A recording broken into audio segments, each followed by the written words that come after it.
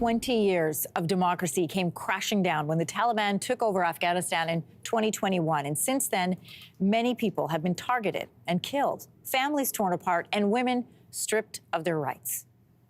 خون می‌سازه که در این وقت دفعتاً در یک روز هم زندگی خود از دست می‌دی، هم کل دارایی خود، هم وظیفه خود از دست می‌دی، هم مردم. ترسیده بودم. Four women who escaped the Taliban's regime are profiled in this documentary. It's called An Unfinished Journey. And in this film, you'll see them resettle here in Canada while still advocating for the women that they were forced to leave back home. Alia Hussein, who is the director of this film, is our guest this morning. Great to have you here. Great to be here. Thank you. I want to start off with present day. What is life like for women in Afghanistan right now? We know that restrictions get tighter and tighter, but where do things stand at present? Well, imagine, Anne-Marie, that you are unable to leave your home because you can't travel to parks or gyms or travel without a family member, a male family member. You're not able to go to school. You're not able to hold down a job. So what does that mean? Women are pretty much prisoners in their own home. They are being eliminated systematically from public spaces there. You know, I remember when this happened, and I remember thinking about my daughters in particular, because it would be a huge life change for the women and girls in Afghanistan. You go from being educated and being hopeful about having roles in government and parliament and working to, as you describe it, being a prisoner in your own home. No rights. Yeah. Shocking. One of the women featured in this film says, women have issues all over the world in developed and underdeveloped countries, but women's rights are never a given. What does this mean, and why was it important for you to put in the doc? Well, this is important because people need to understand that in Afghanistan, women have been fighting for their rights for over 100 years. They had the right to vote 1 year before American women had the right to vote. So there's a really long history of women's rights activism in that country. And if you look at women's rights here in Canada, in North America, in Western Europe, we weren't given the right to vote. We weren't given the right to, work outside of their homes. We all had to fight for it. Right. We are working off of all these women who came before us and, created all these opportunities for us. The women in this documentary went from being high-profile politicians, cabinet ministers, journalists, to one day, everything was taken away from them. Now they are newcomers to Canada.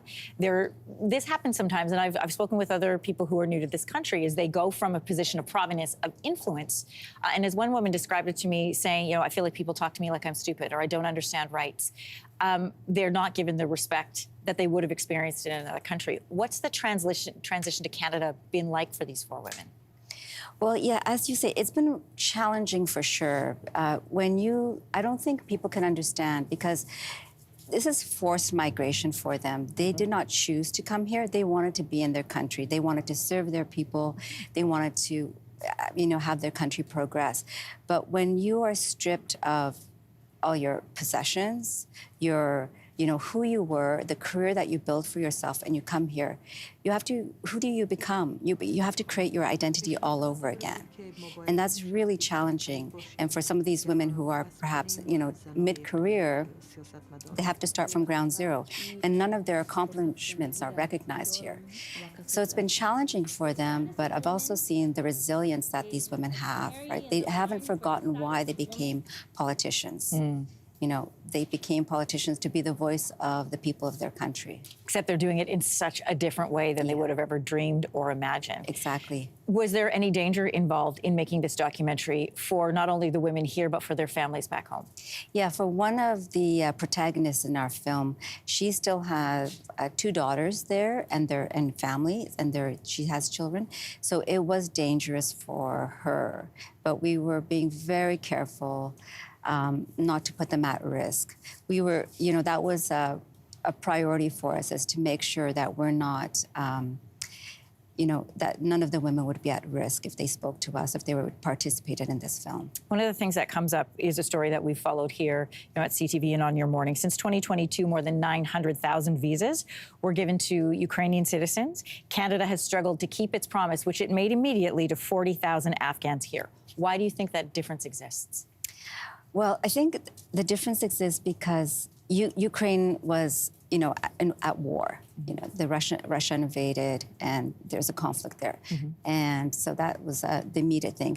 With Afghanistan, it wasn't at war. It was supposed to be like a transitional government. I Right. put that in quotes because it Sure. wasn't quite really a transitional government. So it wasn't technically at war.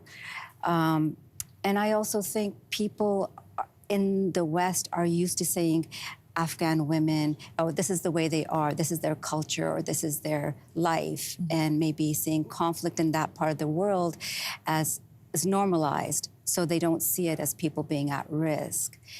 And that might be some of the reasons why there's a lack of political will behind getting more people out of the country or helping to raise, like what these women are doing, raise the concerns about what's happening to women in the country. And what you're doing as well. Ailey, I want to thank you for coming into the Thank studio. you. Real honor to meet you and chat with you today. My pleasure. You can watch An Unfinished Journey. It's at the Hot Docs Festival in Toronto this weekend. And if you'd like more information, you'll find it at hotdocs.ca. Hey, thanks for watching. If you liked this, be sure to subscribe here, or you can check out more Your Morning videos right here.